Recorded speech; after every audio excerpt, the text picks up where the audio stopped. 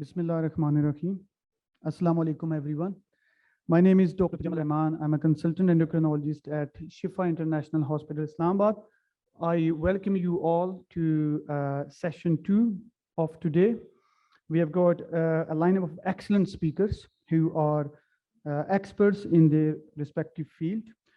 In the interest of time, I will quickly go through the setup. Firstly, I would like to invite our respected chair, Colonel Dr. Shahid, who is a professor of medicine and consultant endocrinologist at Hearts International Hospital, Rawalpindi. Thank you. And I would like to invite Professor Dr. Ali Jawa to kindly take the chair seat. He's a medical director of Weill Care. He's a president, past general secretary for International Panel Physician Association.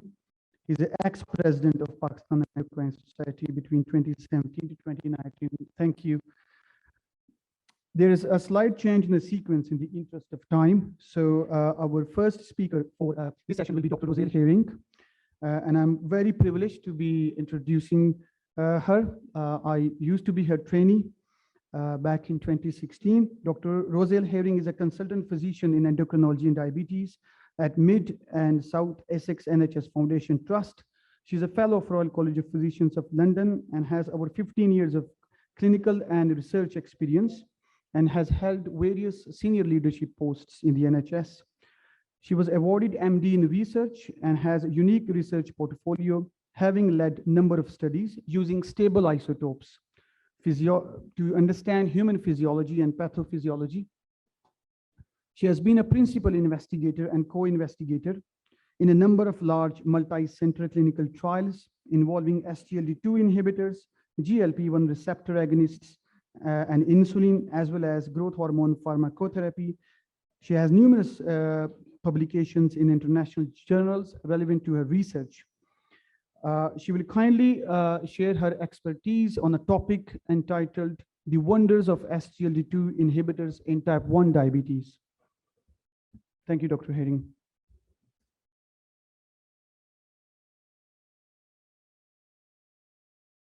SGLT2 inhibitors and type 1 diabetes.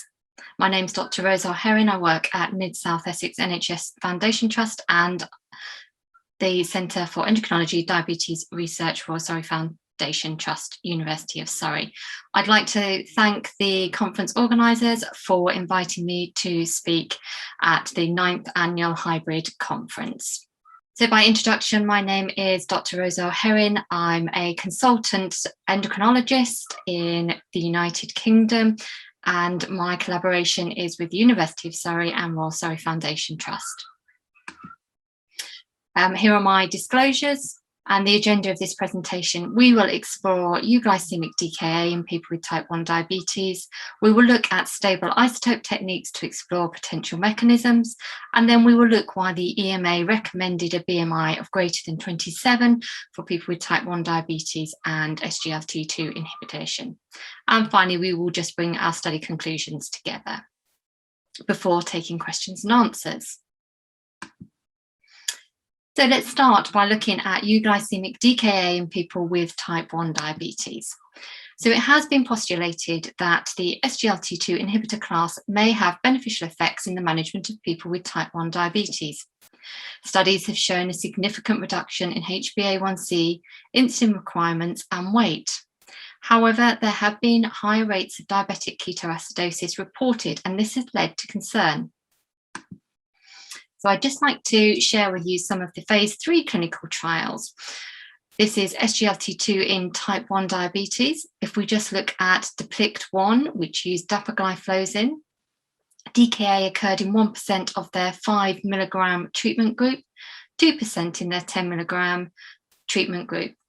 And then the combination of EASE-2 and 3 with empagliflozin, DKA occurred in 3.3% for their 10 milligram group, 4.3% for their 25 milligram group, and 0.8% in their 2.5 milligram arm, with 1.2% episodes reported in placebo.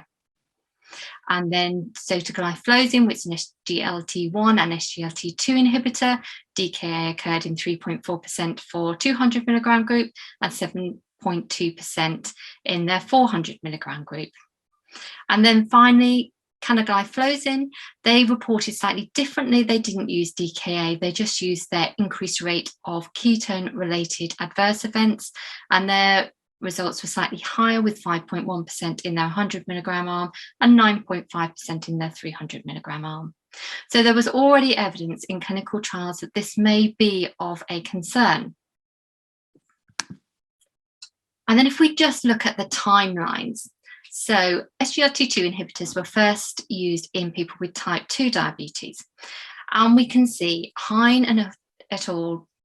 First published in the Lancet in Diabetes and Endocrinology in May 2015, 2 clinical case studies where they'd reported euglycemic DKA in people who were insulin deficient but been diagnosed with pancreatic diabetes.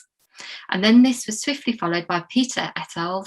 In Diabetes Care in September, which showed a number of clinical cases that had been reported in America, again, a mixture of type 1 and type 2, where SGLT2 inhibitor had been used and had reported mixed cases of euglycemic DKA and DKA. The FDA subsequently released a safety announcement for this class of drug, and they identified a number of triggers, including reduced calorie intake, low insulin doses, and intercurrent illness that precipitated the risk of ketoacidosis. But things have moved on, and I'm pleased to report that in March 2019, dapagliflozin was approved by the EMA as an adjunct therapy to insulin in people with type 1 diabetes, but they had to have a BMI greater than 27. And in August 2019, in the UK, the National Institute of Clinical Excellence also endorsed the use of dapagliflozin 5 milligrams as an adjunct therapy for people in type 1 diabetes. So what I'd like to share with you is a really unique study that looks at the pathophysiology of diabetic ketoacidosis in this very vulnerable type 1 patient group. And we've used stable isotopes to trace glucose flux and lipolysis. So this was a collaboration between the University of Leicester and the University of Surrey, where we looked at the metabolic effects of an SGLT2 inhibitor during a period of acute insulin withdrawal and the development of ketoacidosis in people with type 1 diabetes. So our aim was to investigate the pathophysiology of DKA in this patient group, both in the presence and the absence of an SGLT2 inhibitor. It was a double-blind crossover trial of participants with type 1 diabetes controlled on insulin pump therapy. And importantly, this was an identical metabolic insulin withdrawal protocol. So patients were studied twice, both with and without SGLT2 inhibitor, and they were infused stable glucose to measure glucose kinetics and glycerol to measure lipolysis. So this is the protocol designed for 64 days. Patients received in random order either dapagliflozin or placebo for 7 days. They then underwent an intensive 1-day metabolic study, and they had a 4-week wash hour period before starting for 7 days the alternative dapagliflozin or placebo, and then they were studied again for a second identical metabolic study day. Dapagliflozin was 10 milligram dose and the placebo was a matching IMP tablet. This is the metabolic study day protocol. So just to take you through, patients arrived early in the morning, their variable intravenous insulin infusion was started and their insulin pump discontinued. Intravenous infusion continued for approximately 2 hours to enable stabilization of both glucose and glycerol isotopes so that they could reach a steady state.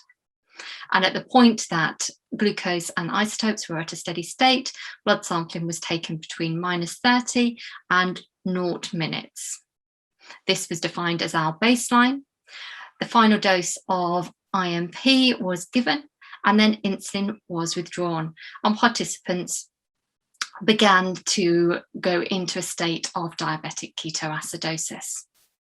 We had a rescue criteria that was agreed by the ethics committee, and the study would be discontinued if glucose concentration were to raise above 80 millimoles, bicarbonate greater than 15 millimoles a litre, venous pH were to drop below 7.35, or point of care capillary beta hydroxybutyrate greater than 5.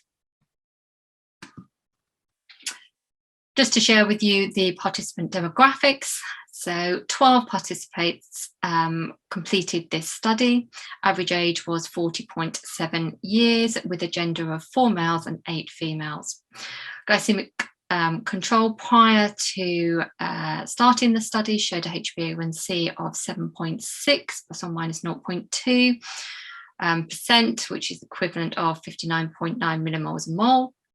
So they were relatively well controlled prior to initiation. And as we know from clinical practice, participants reach DKA at different stages. So I just wanted to share with you the time of termination of each study. I think it's important to note that blue is placebo, red is dapagliflozin, and they're blocked according to each participant. You can see that everybody completed at least 180 minutes of the study arm. And for this reason, we have decided to analyse the data at 180 minutes using area under the curve. And on the right of this chart, you can see why people were stopped earlier than the intended 600 minutes of the study. So it was either increasing beta hydroxybutyrate, pH, feeling unwell, using our rescue criteria. So let's look at the results. So this is glucose concentration. Again, dapagliflozin is red and placebo is blue. And this shouldn't be a surprise to you in that you can see in the placebo group, concentration of glucose was higher than in the dapagliflozin group. And then with the metabolic isotopes, we can measure glucose flux. So this is glucose RA, so glucose rate of appearance. And you can see that there was no significant difference between dapagliflozin and placebo in the area under the curve at 180 minutes, and also the incremental area under the curve. So glucose RA did not change between both treatment groups. But if you look at glucose RD, you can see that they are significantly higher at baseline at 0.01 p-value, with dapagliflozin being higher than placebo. And this is continued throughout to 480 minutes.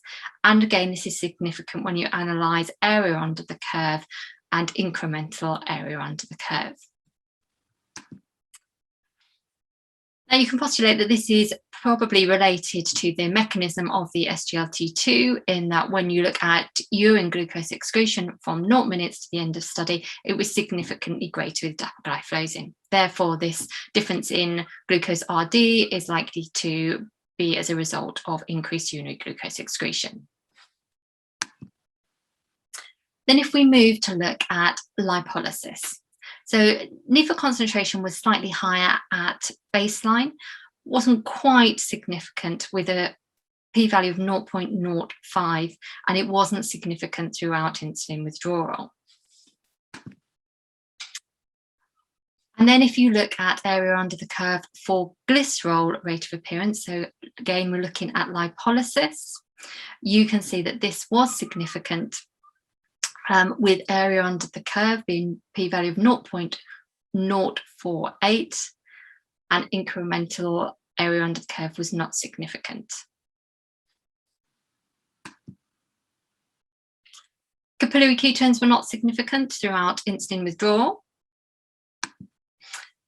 But this is the interesting part of the study, that area under the curve at 180 minutes, beta hydroxybutyrate was higher than placebo when using dapagliflozin, and that this was significant at baseline, so just at the point that we were beginning to withdraw insulin.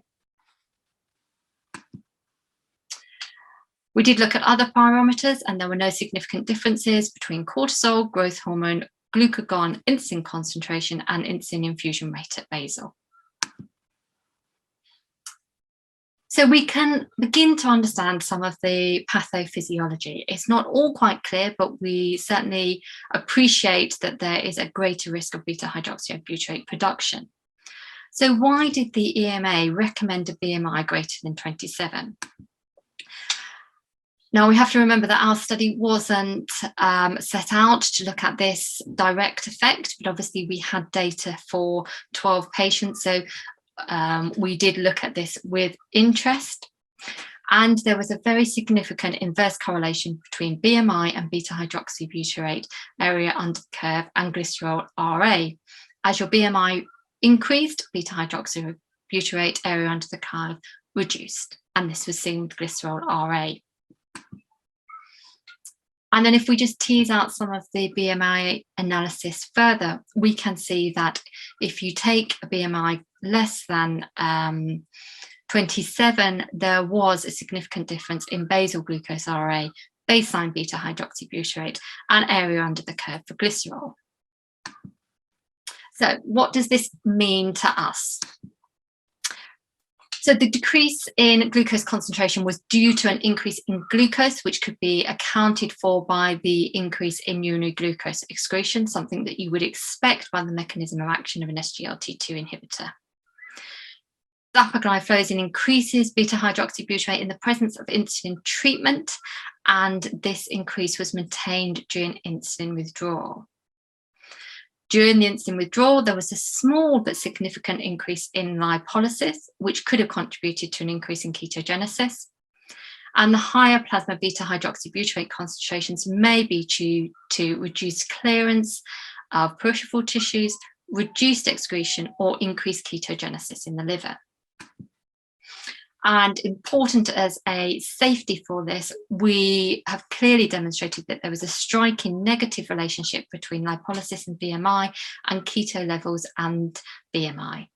So while this was only a small group, it suggests a greater risk of ketosis in people who have type 1 diabetes with a low BMI.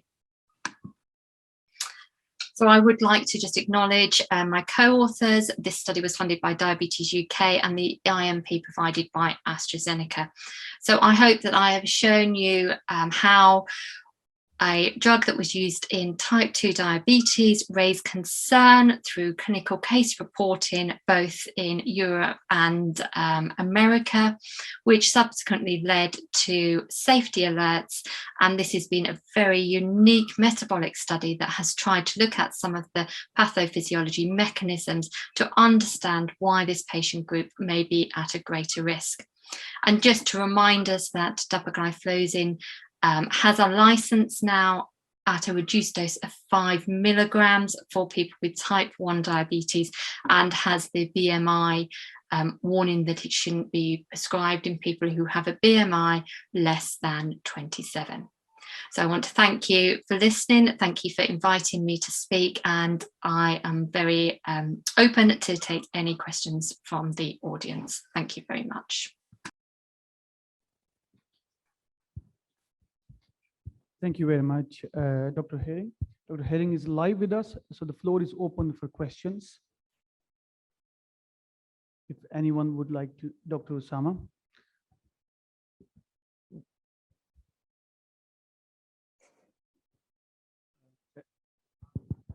Thank you for a very comprehensive talk regarding the SGLT2 inhibitors and the type 1 diabetes. What do you think the risk of DKA is, although not that much high? What do you think the general physician should prescribe this drug, or this drug should be specifically given to the patient by the specialist? What do you think? What are your comments? Thank you. Thank you very much. So I think if you'd have asked me that 4 weeks ago, I would have said I think it should be started by the specialist and monitored for 3 months, and then it could be care could be transferred out into the community. The actual risk of DKA hasn't been as high as one would have expected in the UK, I think because the data on the BMI was available. So there's been safe prescribing in people who clearly are at a lower risk of developing ketogenesis. Now, the reason I started by saying if I'd have answered this question 4 weeks ago, it would be different, is simply because, and it shows you how you can go from clinical practice to research and then back to clinical practice. Dapagliflozin, which is actually the only SGLT2 that got a license for use in type 1, has just removed its license 3 weeks ago. So we are now in the process of trying to take people off an SGLT2 who have type 1.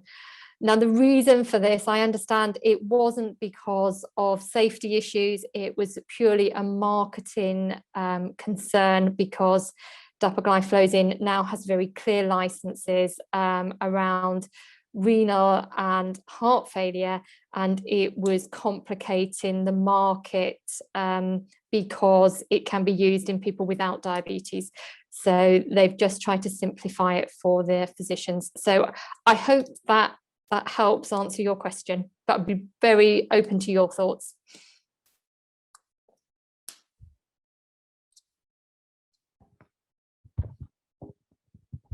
Any other questions, please?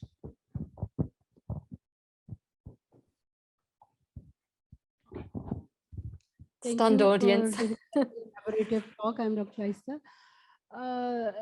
As we know that while using SGLT2 inhibitors, even in adults type 2 diabetic patients, we have to monitor ketones. We say that on every visit, we have got euglycemic DKAs. So while prescribing this to type 1 diabetics, do you recommend urine ketones at least on every visit, or frequent monitoring of ketones in urine? Okay, so for type 1, there has been a change in their sick day rules. So as you know, many people have traditionally used capillary monitoring as the first trigger, in that if their glucose levels increased, they would then go on to do capillary ketone monitoring, and they would adjust their insulin in response to the capillary ketones. Now, because of the mechanism of the way SGLT2s work, people don't mount the hyperglycemia when they take the drug. So the sick day rules for people who take an SGLT2 in type 1 was very ketone driven. And they increased their insulin in accordance to 10%, 20%, depending on the presence of ketones. I guess the thing that you need to be careful is that ketones can increase in periods of starvation. And also when you are using it in people with type 2 diabetes, you've got to be a little bit careful in those that potentially have had type 2 diabetes for a long time, and actually they are beginning to show evidence of pancreatic decline and therefore insulin deficiency. So they may be more prone to euglycemic DKA in the type 2 group.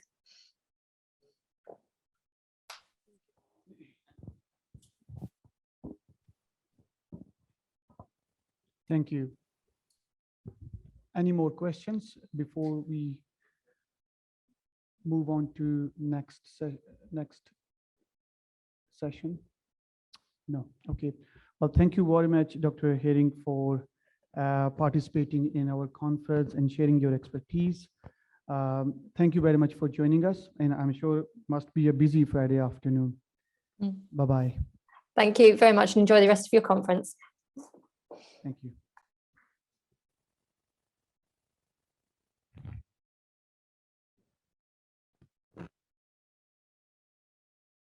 So I think the takeaway message for me, and I think for most of us, is that although the research is ongoing on SGLT2 inhibitors' role in type 1 diabetes, it is far from what we can say an established therapy. So I think we need to just watch this space. The jury is still out, and hopefully in the near future, there will be more clarity as to in what group of people with type 1 diabetes can we use SGLT2 inhibitors. So I think at this point, it is probably wise to restrict the use and especially to avoid in unselected primary care services.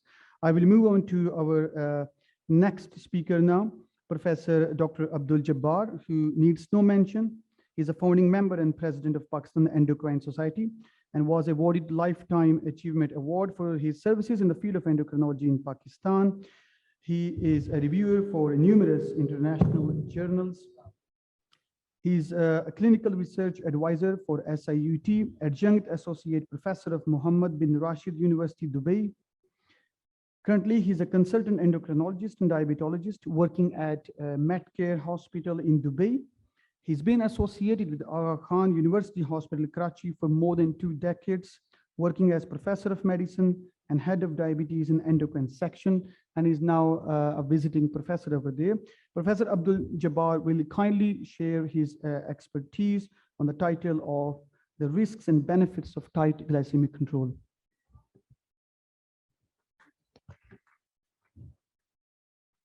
Assalamu alaikum. Very nice for the organizing committee to invite and face-to-face interactions. Our topic is again diabetes, and the topic given to me was, is tight glycemic control more harmful than good? So how many will say yes? Is it more harmful? And how many will say no?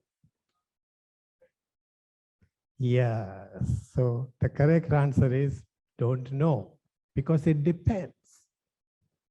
Since diabetes started, we have been struggling and trying to find the answer. Then somebody said 7% होना चाहिए. फिर किसी ने कहा नहीं 7% पे भी heart attack होता है, तो उन्होंने कहा 6.5 कर देते हैं. फिर कहा नहीं 6.5 वाले को भी होता है, वो तो 5 कर देते हैं. क्या ख्याल है 5 कर दे? Right. So it's a question yet to be answered, but based on the data which we have to see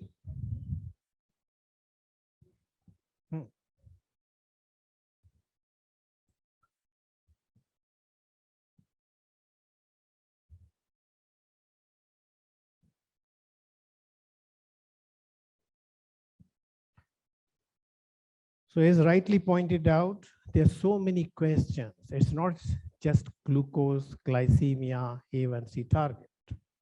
The first question is, what is the tight glycemic control? Below 6.5, below 7, below 7.5.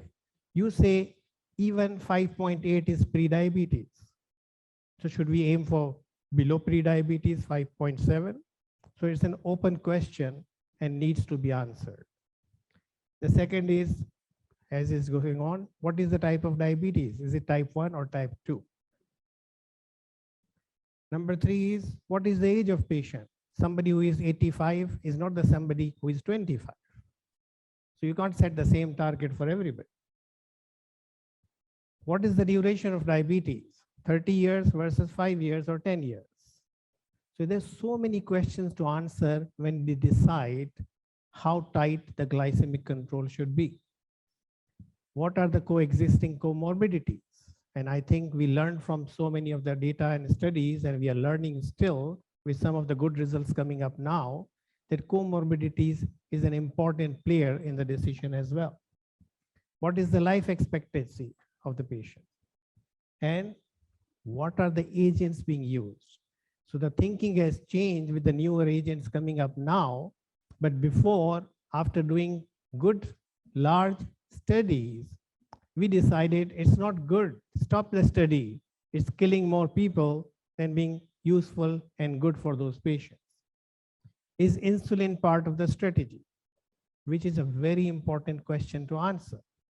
Because हम लोगों ने जब से diabetes शुरू हुई है और insulin शुरू हुई है, टाइप 1 और टाइप 2 को मिक्स कर दिया. Insulin was the best treatment for a type 1, maybe, because their main problem was insulin deficiency. But when we start with one oral agent and second oral agent, and which we used to do before the newer agents were available, the third was insulin. On the one hand, our doctors, our patients, and our well-to-do understanding people say, आप कहते हैं मुझे insulin resistance है, फिर आप मुझे insulin दे रहे हैं.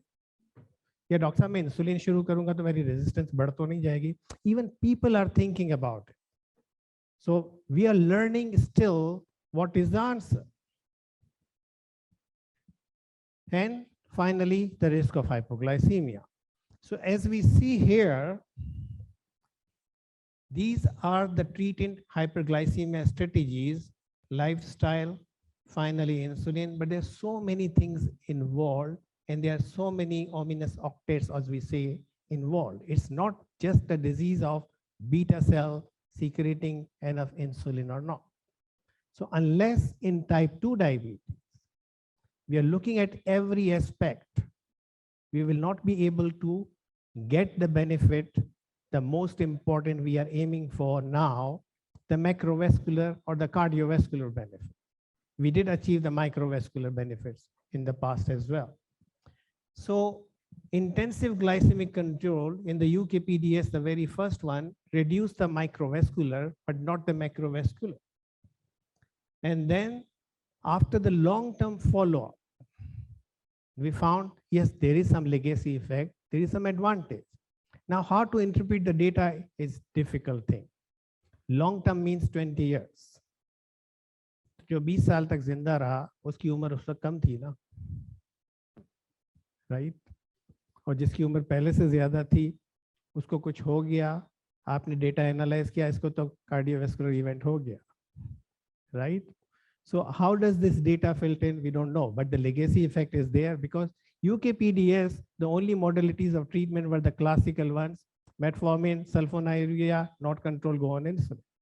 We didn't have so much available at that time. So everybody who is not controlled on 2 oral agents, the next step is insulin. And we know the problems with insulin, especially when you try to achieve a tight glycemic control, the most important thing was hypoglycemia, the compliance, the problems with that, weight gain.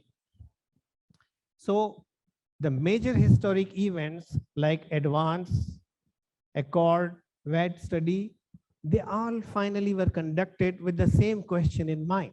The question was, if 7 is good, maybe 6.5 is good. So they did a study, let's make everybody 6.5. Then they thought maybe it's still better. In one of the studies, they say, let's aim for 6. And that study they had to close early because there were more deaths in the intensive group.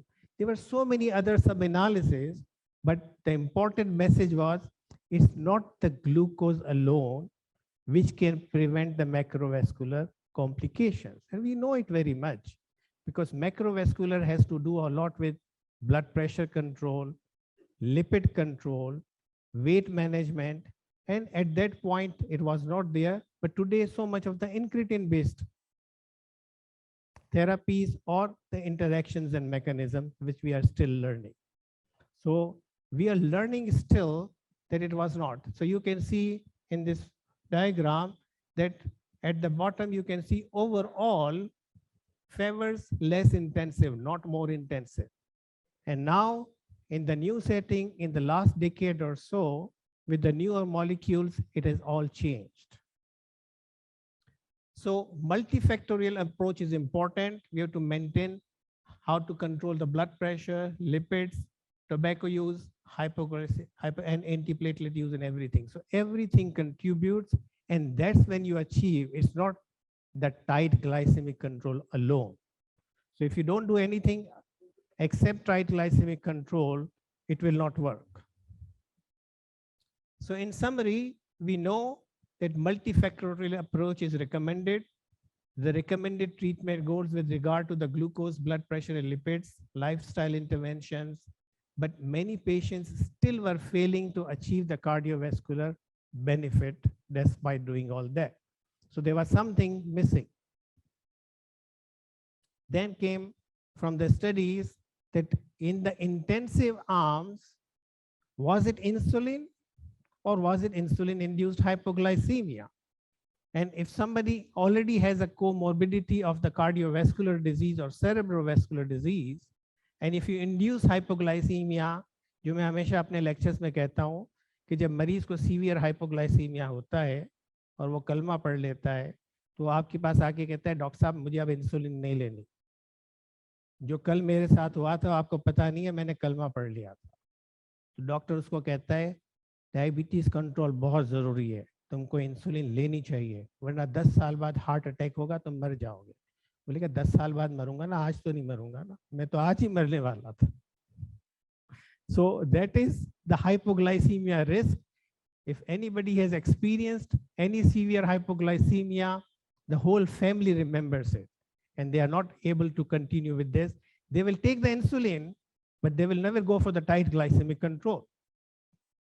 So severe hypoglycemia associated with increased risk of death in both arms, but in patients who experience hypoglycemia, risk of death was lower in the intensive than the standard arm. So again, hypoglycemia was playing a role, but not as we are thinking that that's the only factor coming into it. Meta-analysis of major glycemic control trials associated with intensive glucose control with increased risk of hypoglycemia, but no increased risk of cardiovascular events. So still, as we say, we don't know. There is still something missing. Was it only hypoglycemia? Had we avoided hypoglycemia with more modern insulins, we could have won the battle? No, because the picture of the octet which we show is not only insulin play. There are so many other things in the type 2 diabetes which are contributing to everything which is the complications are leading to. How big is the risk of severe hypoglycemia in sulfonyl curators? So that's where the studies were. We were treating these patients with maximum dose of metformin, not control, put the maximum dose of sulfonylurea, not control, now add insulin with the basal insulin, mixture insulin, basal bolus insulin. And except for maybe metformin, the other two were definitely prone to hypoglycemia and at times severe hypoglycemia. And traditionally, the clinical inertia was always there. So the treatment was started later when some of the complications were already set in. So as I say, it depends on the age of the patient, comorbidities, duration, and what treatments are to be used. So risk factors for hypoglycemia, again, I won't repeat for the sake of time, but so many things already we know about. Oh. You don't want to listen to me, looks like.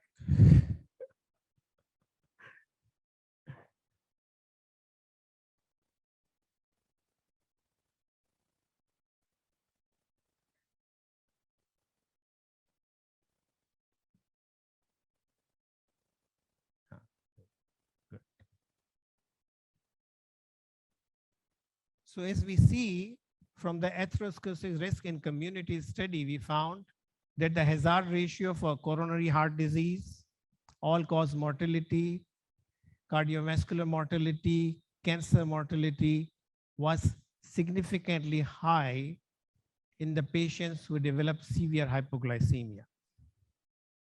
And then the risk of other adverse outcomes in the advanced event, again, we see all things. So there is a contribution of hypoglycemia from the DEVOTE trial as well.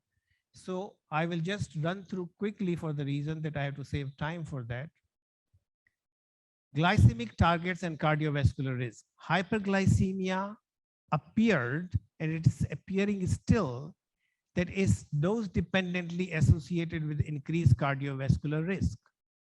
So the more the hyperglycemia and the longer the time hyperglycemia persists, the macrovascular complications, especially the cardiovascular complications, will increase. But as we say, and it applies to many of the lipid trials as well, reducing hyperglycemia decreases the risk of cardiovascular, but it doesn't mean you make it zero. The same applies to statins and the cholesterol and other agents. You make it less than 70, improving, you try less than 40, you will come less than 10, right? In the earlier studies, I remember when the studies were so much being used, people will say, you know, when you reduce the LDL cholesterol, your cardiovascular risks decreases, but mortality doesn't. So what is the advantage? How do they die? And at that time, I remember a few articles saying they commit suicide, right? Because so it's not the proportionate thing. The higher is worse, so you make it as low as possible. There is something balance in between where we have to see. So the evidence for an A1C target is less compelling. Lower A1C is better, but how far to go? And as you say, the easier the way it is achieved, the quicker it is achieved, and with less hypoglycemia. If those three things are there, the lower is better. As I just said, people have reported in the context of these studies that patients with pre-diabetes who have got an A1C of 5.7, 10% of them had peripheral neuropathy. And I was reading through everything and I say that means we are saying this 10% peripheral neuropathy is because of glucose.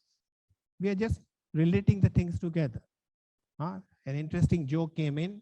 Somebody said कि जब भी आदमी 50 साल से ऊपर का होता है फिर हार्ट अटैक होता है, उससे पहले नहीं होता. तो अब 40 पे ही सबको खत्म कर दिया जाए तो हार्ट अटैक होगा ही नहीं, रिस्क ऑन. और ये पहले होता था. क्यों होता था? कि the communicable disease were killing the people before 40. मगर जब लोग 50, 60, 70, 80 के हो गए तो इस तरह से डायबिटीज मैनेजमेंट भी जितना बेहतर होता जाएगा, you will see more. But the important thing is no clinical inertia and to get the control as soon as possible. The sooner, but even in the latest study which they did in the very early stage, origin study, still they couldn't find the benefit there. So we still don't know. For microvascular disease, we know that 7% is a good target and it gives you benefit. But for the macrovascular, what is the A1C target? As I just showed in the first slide, there are so many questions to answer. But the thing is coming now with the cardiovascular outcome trials, and I think everybody is well aware about the GLP-1 data and the SGLT2 inhibitors data, and which is changing diabetes control by these newer agents. And if you get a good control, you can, for the first time in the history of type 2 diabetes, get the advantage in the cardiovascular disease, mortality, event, protection, prevention. So just focusing on that, the newer agents are not doing only decreasing glucose and improving A1C. They've got many other factors. Number one, they've got hemodynamic effects. Number two, they've got effect on the endothelium and vasculature. Number three, they're reducing the weight, reducing the fat in the body, reducing the adipose tissue, sensitizing the adipose tissue. They are reducing the blood pressure reduction, and again doing all this with less hypoglycemia, not more hypoglycemia. So this is an important thing coming. And some of the discussion was going on the WhatsApp group. Why the newer agents? Newer agents are a new model, right? You got an iPhone 5, you will go for iPhone 10. Doesn't matter koi khas fayda ho ya now, right? You will pay more for it because it's a new model. But it is showing something there. So as you can see, that landmark study from the GLP-1 leader, what was the baseline A1C? 8.7. And this was the study showing you the cardiovascular benefit. I don't know how many of you know that in all the trials, when we present the data, we show 82% at the end of the study had an A1C of less than 7, and 72% at the end of the study had A1C of 6.5. How many of you remember what was the end of the study A1C for leader group? They never showed it because it was not A1C. It was the cardiovascular benefit. Important to learn. Say, we know that it was important in all the GLP-1s, but the leader was the hallmark for that. You know, estimated treatment difference at the end of the study between the placebo group and the liraglutide group was how much? -0.4. And what was the change in A1C? Minus 1.2. Look, what was the start? 8.7. What is minus 1.2? 7.5. And still, the difference between the two groups was 0.4. And still, we were able to show the difference in the cardiovascular 3-point MACE. So it was not the glycemic control alone, it was something else. And this something is the other effects of this GLP-1 on these things. The biggest second one, which changed the spectrum in terms of our practices altogether, was EMPA-REG out. And as you can see again, favors EMPA, favors placebo. Definitely movement. Percentage of patients with hospitalization, again, distinct advantage. In the EMPA-REG outcome, was it due to better glycemic control? Yes or no? Again, I think hardly anybody remembers what percentage of patients achieve an A1C of below 7 in EMPA-REG. Because it is never portrayed in the presentations. It will be there, but it was not the main thing. Baseline A1C was 8.1 plus minus 0.8, reduced by how much? 0.45. 8.1 minus 0.45, it is 7.6, 7.5. So glycemic control, the early, the lower, the better without risk is good. But with the newer data, newer studies, and newer molecules which we are learning, that it's not only the tight glycemic control. The other potential mediators investigated A1C, FPG, weight, BMI, cystic, everything. So it's unlikely that the mechanism is related to the glucose lowering or anti-atherosclerotic effects, because the primary outcome became evident approximately 3 months after the study started. So what should be the A1C target? I will quickly run through that because we are running down.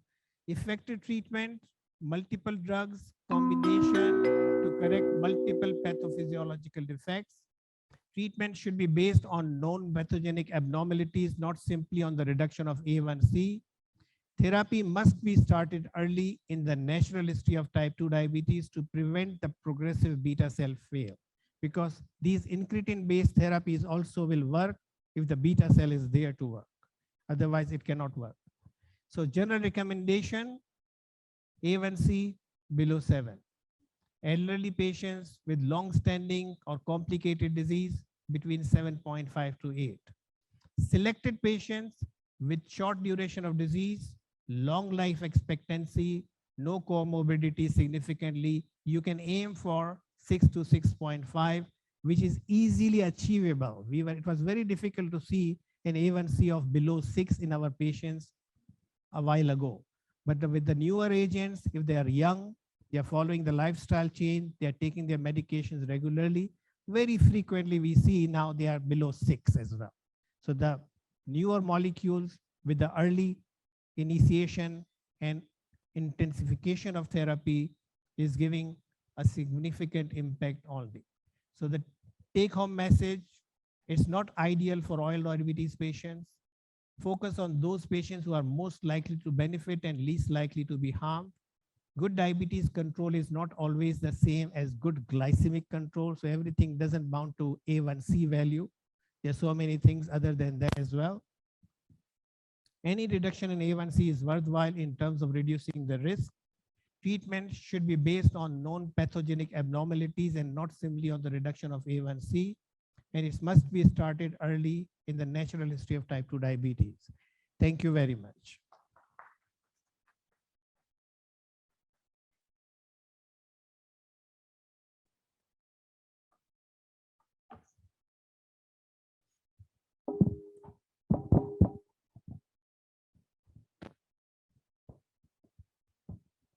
Thank you so much for an excellent talk. It was really a pleasure to listen to this. Thank you. What do you think of moving away from HbA1c and then the use of CGMS in the management of the type 2 diabetes? Ideal. As I said, you are answering the same thing which I said. After iPhone 12, iPhone 13 is coming, right? Already there, but not available to everybody. So CGM is a good answer once it becomes available to everybody. It's difficult. Yeah, but it's still, yeah, if it is available, definitely. But in most of the, especially the people who are managing diabetes in this hall, very, very, very few will have the facility to go for that as well. So I think still we rely a lot on the A1C again for the same reason that we don't have anything else. मैं patients को हमेशा कहता हूँ आपकी logic बताती है कि fasting sugar ज़्यादा होगी या रैंडम, मगर वो हमेशा फास्टिंग की रिपोर्ट लेके आता है. क्यों क्यों क्यों बताएं क्यों? क्योंकि उसके डॉक्टर ने उसको फास्टिंग लिख के दिया था टेस्ट कराने का. वो खुद से नहीं कराने गया था, उसके डॉक्टर ने लिखा था फास्टिंग करा के लाना, ये नहीं लिखा था खाने के 2 घंटे बाद करा के लाना. और डॉक्टर ने क्यों लिखा था? डॉक्टर साहब बताइए क्यों लिखा था? क्योंकि उसको कोलेस्ट्रॉल चेक कराना था. Really, I am telling you, these are the real things in life. तो पेशेंट को आपने कोई भी दवाई दी, उसकी शुगर फास्टिंग 200 थी, 150 हो गई, बड़ा खुश आया, मिठाई भी खा के आया, डॉक्टर साहब शुगर तो मेरी अच्छी कंट्रोल हो गई. और मिठाई खाने के बाद उसने चेक ही नहीं किया कि कितनी शुगर थी. Okay, any other question? Thank you very much.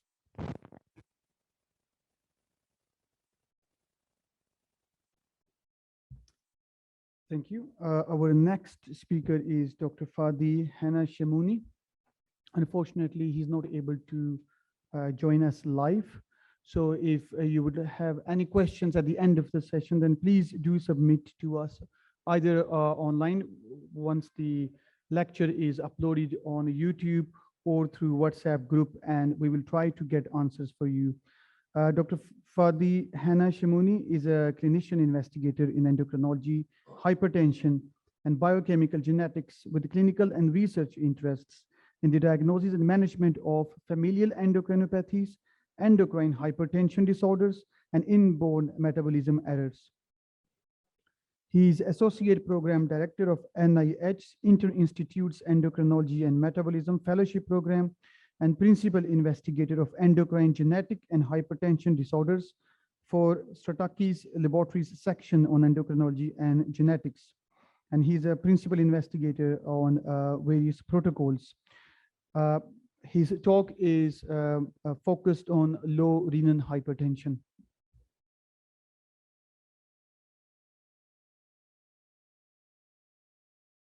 Hello, everybody. I'm very grateful for this opportunity to present on low renin hypertension. My name is Fady Shmouni. I'm a physician scientist at the National Institute of Health, and my research is focused on adrenocortical conditions, including primary aldosteronism. I did my training in internal medicine, endocrinology, and genetics, and I'm a specialist between Canada and the United States in endocrinology and internal medicine. It's my honor to present this important topic, which is oftentimes overlooked by various healthcare providers.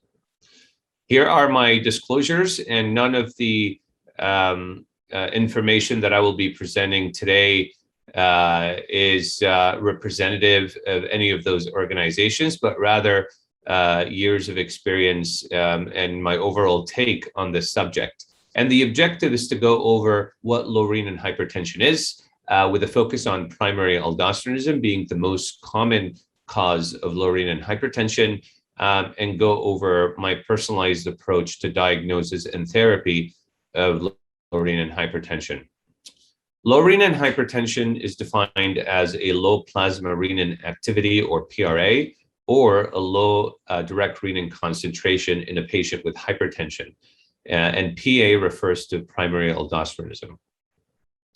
As you know, hypertension can be broadly divided into primary and secondary causes, but there are also biochemical phenotypes of hypertension, particularly of the resistant phenotypes. And that can be broadly divided into a low or suppressed renin subtype. That could be further divided into a low renin, high aldosterone biochemical phenotype. This is seen in primary aldosteronism, otherwise also known as hyporeninemic hyperaldosteronism. The other subtype of this low renin or suppressed renin subtype is the low renin, low aldosterone subtype, also known as little syndrome type, or hyporeninemic hypoaldosteronism. The other entity to note is the normal to high renin subtypes. These are the high renin, high aldosterone subtypes, such as the hypereninemic hyperaldosteronism, as seen in patients with renovascular hypertension. The other entity is normal reninemic normal aldosteronism. This is where you have normal renin and aldosterone values, as may be seen in individuals with essential hypertension. Now, some authors believe that for accurate interpretation of the plasma renin and the plasma aldosterone activity, it is important that the plasma renin and aldosterone be measured in what's so-called a stimulated condition. And one way of stimulating the sort of RAS system to be able to interpret faithfully the renin and aldosterone level is to do it while a patient is taking a diuretic or an ACE or an ARB.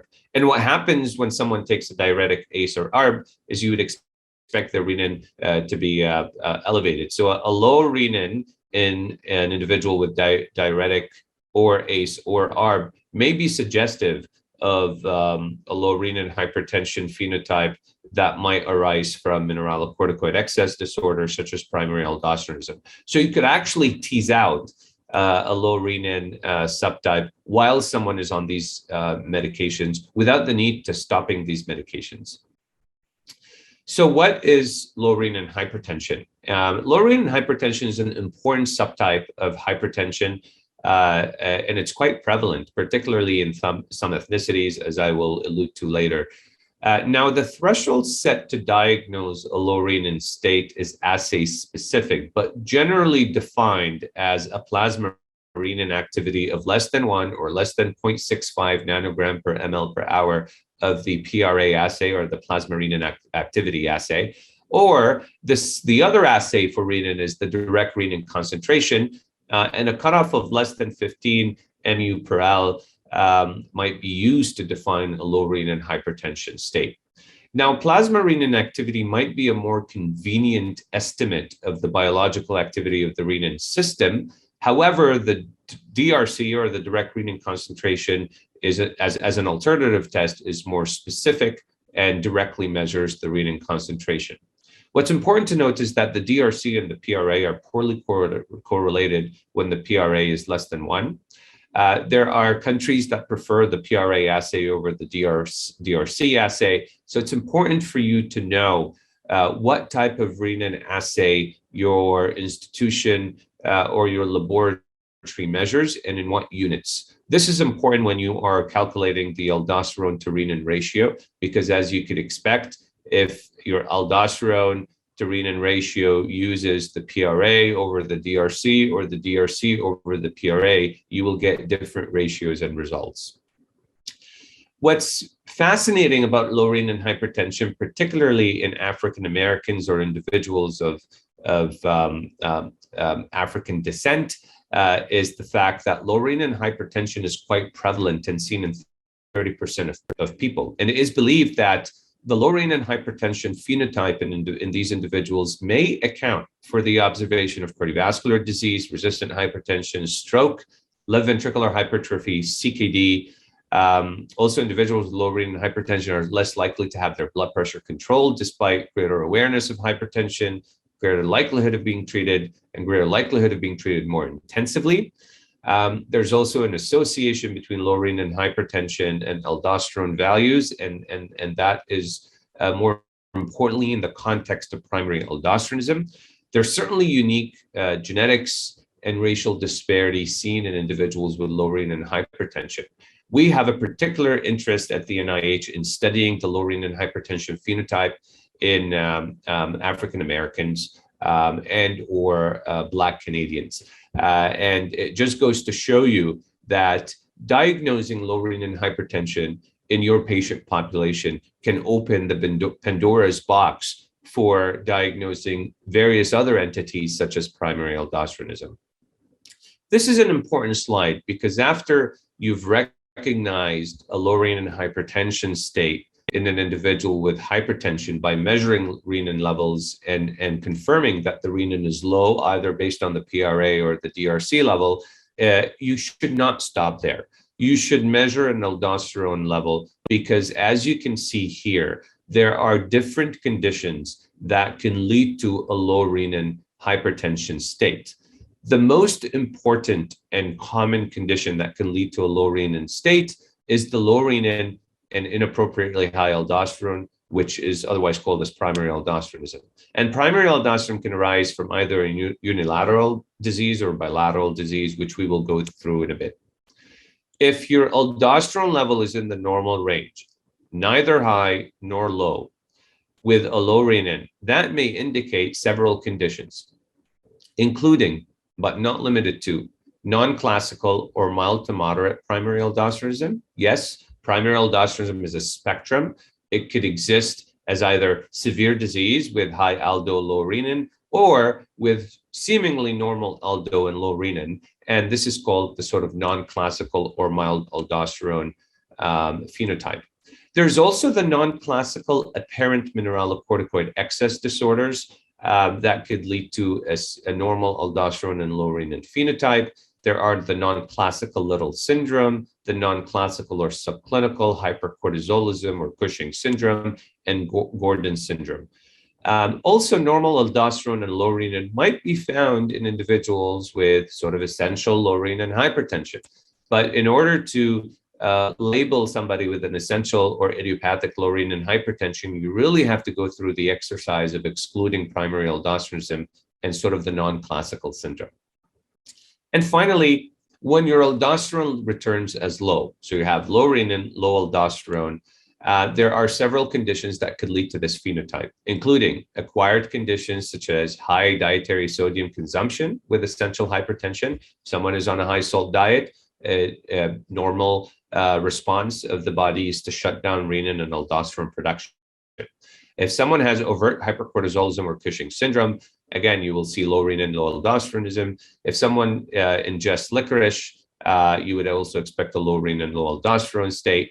And there are classical genetic syndromes that can give you that low renin, low aldosterone phenotype, such as syndrome of apparent mineralocorticoid excess, activating mutations of the mineralocorticoid receptor, Little syndrome that rises from a gain of function mutation in the ENaC channels, congenital adrenal hyperplasia of the 11 beta hydroxy deficiency and 17 alpha hydroxy deficiency subtypes, Gordon syndrome, which typically presents with hyperkalemia, low aldosterone, low renin, and glucocorticoid resistance syndromes. Now, these classical genetic syndromes are rare.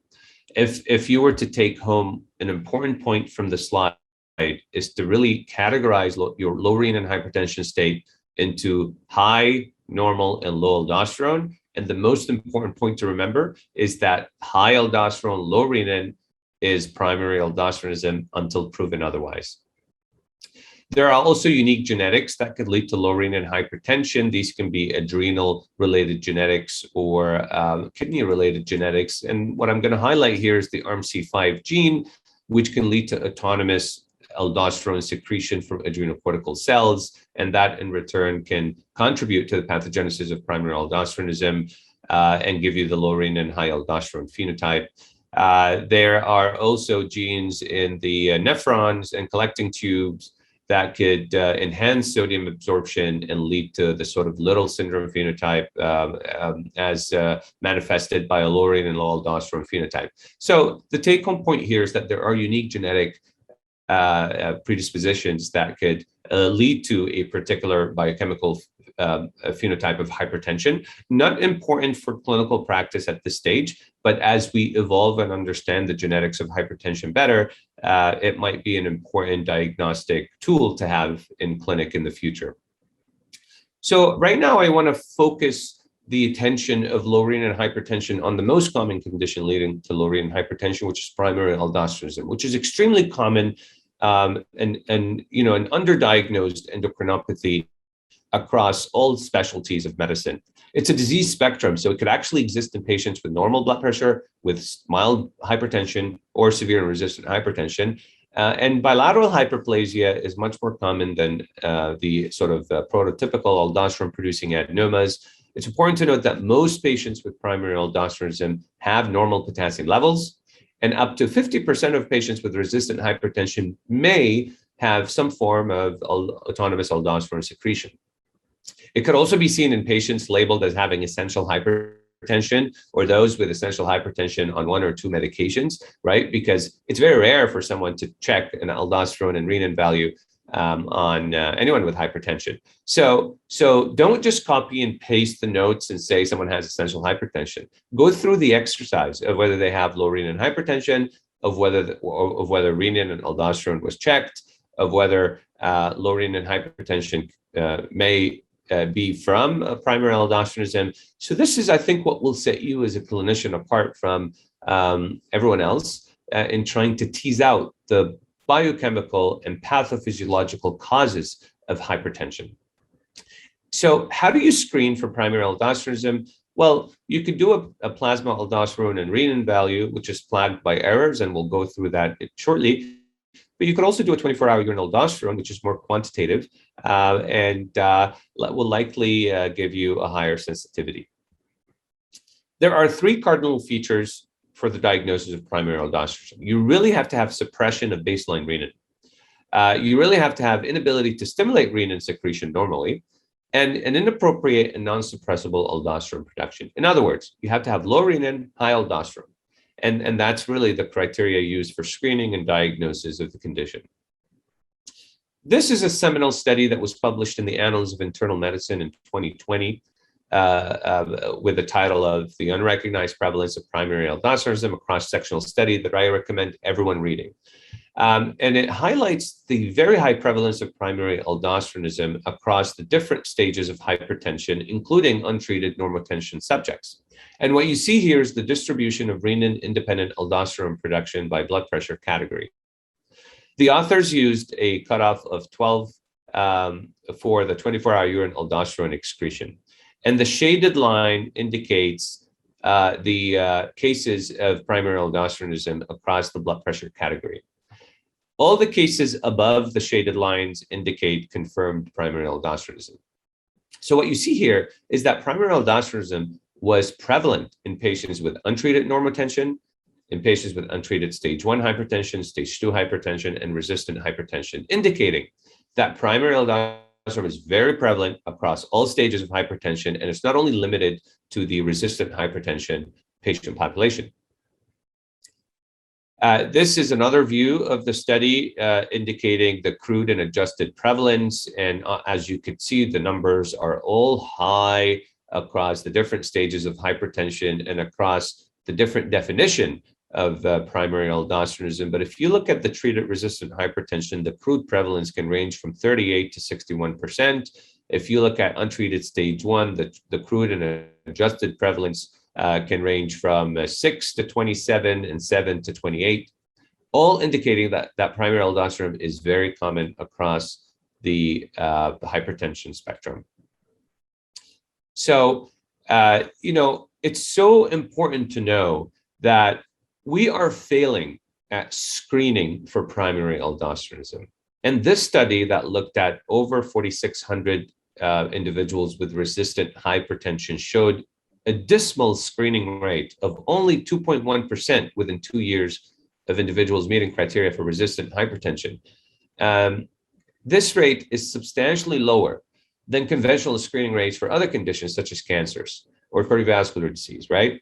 It just shows you that there is lack of awareness and maybe lack of clinician inertia in screening and diagnosing this condition, whether it's because of the complexity of the screening and diagnosis pathway, whether there's lack of awareness, or whether people think that it's really not important to check for this condition.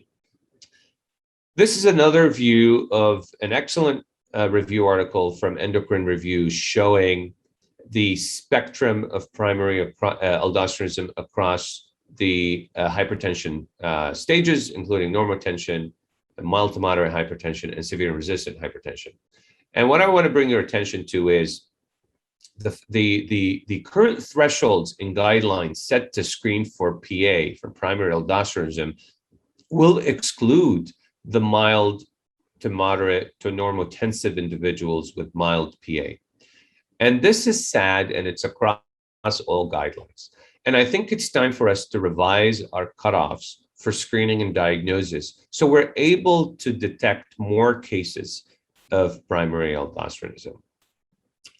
There are also unique somatic mutations in aldosterone-producing adenomas that are specific to different ethnicities. And this is in the context of aldosterone-producing adenomas that represent anywhere from 25 to 35% of cases of PA. The majority, as I indicated, have bilateral hyperplasia, the genetics of which are currently under investigation. So as you can see, that African Americans have a higher rate of CACNA1D mutations, which are the calcium channels, as opposed to a higher mutation load of KCNJ5, which are the potassium channels in Asians and Caucasians. And this might have important therapeutic implications in that calcium channel blockers might be prioritized in individuals of African American ancestry for primary aldosteronism management, as opposed to sort of other antihypertensives such as ACE or ARB. Moreover, MRA, or mineralocorticoid receptor antagonist, remains the go-to medications for medical therapy. What's really interesting is that recent studies suggest that individuals with primary aldosteronism also co-secrete various steroids. And that co-secretion of various steroids can lead to central adrenal insufficiency, particularly after unilateral adrenalectomy. So it's becoming standard of care for individuals that undergo unilateral adrenalectomy to get an ACTH stimulation test and post-up day 2 or 3 to exclude primary adrenal, to exclude central adrenal insufficiency. And adrenal insufficiency may be seen in maybe 10 to 15% of individuals, but it's something to keep in the radar. So at the NIH, we now offer an ACTH stimulation test on day 2 or 3 after unilateral adrenalectomy for primary aldosteronism to exclude this condition. And if they fail the ACTH stimulation test, then we can place them on low-dose steroids and educate them on sick days and emergency rules. So the 2020 European Society of Hypertension guidelines recommend screening for primary aldosteronism in individuals with therapy-resistant hypertension or grade 3 hypertension, with hypertension at a younger age, described as age less than 40, individuals with hypokalemia and hypertension, in individuals with hypertension and an adrenal incidentalloma, in individuals with a family history of primary aldosteronism or early stroke, in individuals with atrial fibrillation, in individuals with grade 2 hypertension. And they are doubtful about including grade 1 hypertension at this stage. What's important here is that they've excluded individuals with obesity and obstructive sleep apnea. And I just want to also highlight that if an individual with hypertension has unexplained structural heart disease or hyperthyroidism and atrial fibrillation, then that is an important recommendation to screen for PA. Lone atrial fibrillation can arise from excess aldosterone due to aldosterone toxicity on the heart. And there are many patients in our clinics with unexplained atrial fibrillation hypertension that I think deserve PA screening. And something important to make note of, and this was a new addition in the European Society of Hypertension guidelines, the Endocrine Society guidelines are revising their criteria, and the guidelines will be published hopefully within the next 3 years. The Canadian hypertension guidelines have not yet included atrial fibrillation, and they certainly excluded obstructive sleep apnea from screening. Here is the 2016 Endocrine Society screening guidelines, which are outdated, but as you see outline the sort of typical criteria that address really the severe end of the PA spectrum. So we're really missing a lot of the mild to moderate cases, but we still need a lot of literature in this space to address the feasibility and the economics of screening individuals early on in their disease spectrum. The reason why obstructive sleep apnea was removed from the European hypertension guidelines, was not included in Hypertension Canada, although included in the 2016 endocrine society guideline, is because the prevalence of PA in patients with OSA is quite low. It's less than 10%, as shown here. However, the prevalence of OSA in patients with PA is high. So if you diagnose a patient with PA, do exclude OSA. But if you have a patient with OSA, the likelihood of them having PA is rather low. So there are new indications for screening for PA based on thought leaders in the field, such as Professor Anand Vadia from Brigham and Women's Hospital. In this recent review published in JCNM, he suggests to screen for PA in individuals with severe resistant hypertension, hypertension with an adrenal mass or atrial fibrillation, any hypokalemia regardless of blood pressure. And this is an important criteria because any detectable aldosterone in the context of hypokalemia may indicate mineralocorticoid excess, such as PA. And an expanded indication to include any stage 2 hypertension, which is similar to the European hypertension guidelines. What happens once you identify an individuals that meets screening eligibility for PA is to measure a plasma renin and aldosterone level in the morning after 2 hours of ambulation. And if the renin is suppressed and the aldosterone is elevated, defined as more than 15 nanogram per deciliter, then this meets criteria for overtly positive screen. And if they're hypokalemic, then you've confirmed the diagnosis. If they're not hypokalemic, you may proceed with confirmatory testing, such as the 24-hour urine aldo with salt loading, captopril challenge test, or saline suppression. If the renin is suppressed and the aldo is between 5 to 15 nanogram per deciliter, then you have a positive screen. They may have access to a specialist or advanced resources for testing. You may refer them because they may have something called mild primary aldosteronism. And mild primary aldosteronism is a condition that is evolving. Research is backing it as an important comorbid condition to address. And as this algorithm highlights, you can refer to a specialist for treatment, and you can, either proceed with the sort of typical confirmatory CT scan AVS testing, or if someone has low renin, sort of mild aldo, mild PA, you can start them on an MRA therapy at low doses to see if you can bump up the renin and control their blood pressure with monotherapy.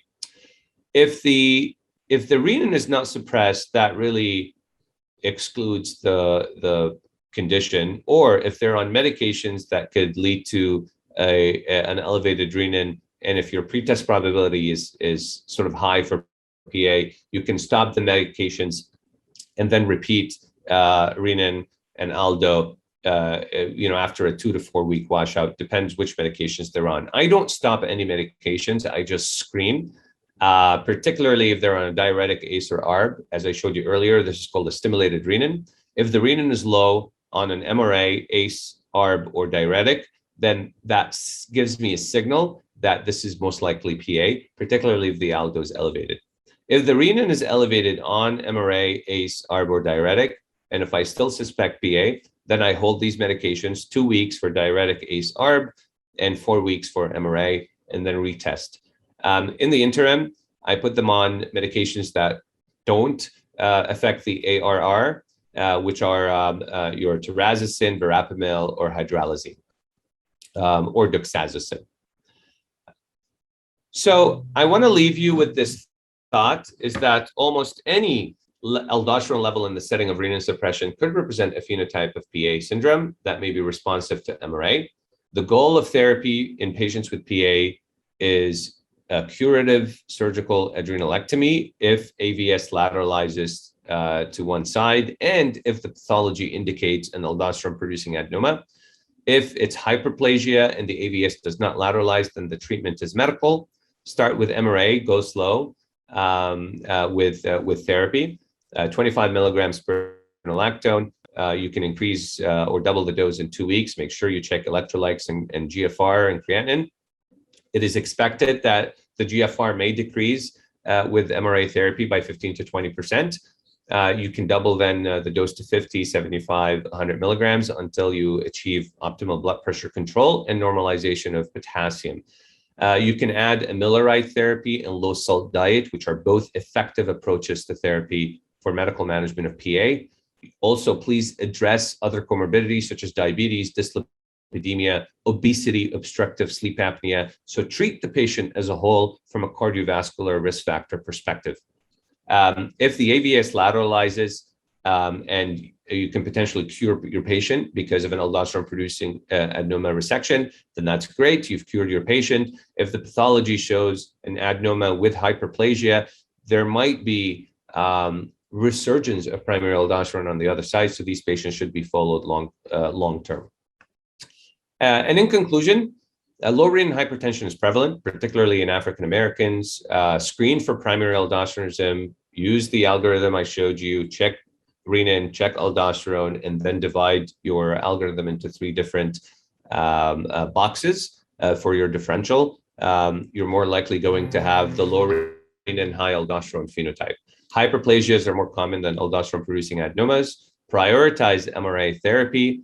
And primary aldosterone really represents a spectrum of disease, and do think about it in every patient with hypertension.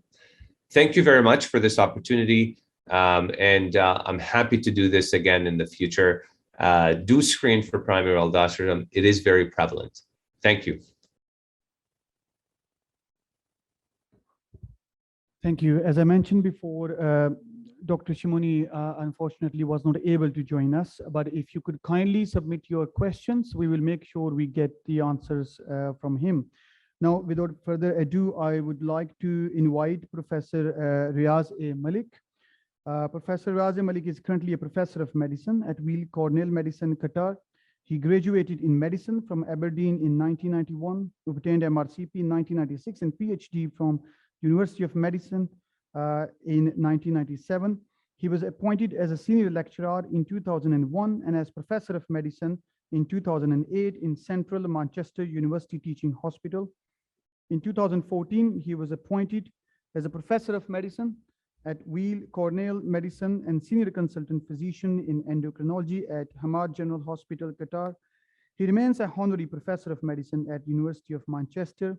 He was appointed as Assistant Dean for Clinical Research at Weill Cornell Medicine, Qatar in February 2019.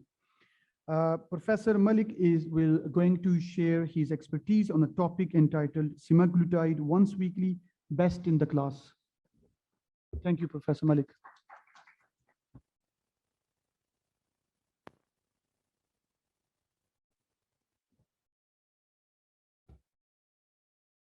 Assalamu alaikum, everybody. So I'm going to speak about having the tools to be able to do something which Professor Jabbar said we can't do. So you said we can't get down to 5%, or I partly agree with you, but I do believe that we ought to be getting everybody down to 5%. And I hope we're on the way there. So this is my conflict of interest, which is that the meeting is supported by Novo Nordisk, and I have received speaker honoraria from Novo, Eli Lilly, and Pfizer. So this is where we start. This is why I would like to achieve the best normal blood glucose for my patients, because my patients with diabetes, just having diabetes, will live 6 years less than people without diabetes. And if they have already had a heart attack, if I waited for them to have a heart attack, then they will actually live for 12 years less life. And I want to prevent that. So what can I look for to change, to treat, to try and prevent that? So this is actually a Swedish study published in the New England 3 years ago now, of over 272,174 patients with type 2 diabetes, followed over 5.7 years. And they simply looked for the risk factors that would determine all-cause mortality, myocardial infarction, and stroke. So if we look at death from any cause, smoking is the biggest risk factor. Then comes physical activity. But interestingly, what comes next? So those of you who are married are unhappy, stay married because you will live longer. Those of you who are single and are happy, get married. So marital status actually, it is protective if you're married. But then we have the traditional risk factors. But I know Abdul Jabbar talked about lipids and other things, but you can see glycated hemoglobin actually is a major risk factor. Not only for all-cause death from any cause, but acute myocardial infarction, you can see glycated hemoglobin is number 1. And for stroke, again, glycated hemoglobin is number 1. So clearly, it's important to treat the HbA1c. But as pointed out by Professor Jabbar, in the Accord study, where HbA1c target was achieved of 6.4%, actually, the remedy that they were using was found perhaps to be worse than the disease itself. What was the remedy that they were using? And that's really crucial. Well, they used metformin in 95% of people. They used sulfonylureas in 78% of people. Thiazolidine-diones, 92%, insulin, 77%. So these medications, I believe, were not the right tools to allow us to achieve a HbA1c of 6.4% because this happened. The Accord study, you can see, showed excess cardiovascular mortality. And that is unacceptable, that we try to achieve a better HbA1c, but we get worse outcomes. So we have a problem. And that problem is, yes, we should not have a, just a kind of a general rule, which is improve glycemic control, because we have to balance that against the risk of hypos, which Professor Jabbar talked about, but also something he didn't mention is this, weight gain, which I think actually is the missing piece in that jigsaw, because that is the thing that will increase your cardiovascular risk. And actually, Jocelyn said, from an excess of fat, diabetes begins, and from an excess of fat, diabetic patients die. So how do we justify giving people medication that is going to increase their weight? So this is actually a video of a patient who was in the Accord study. And this is what happened.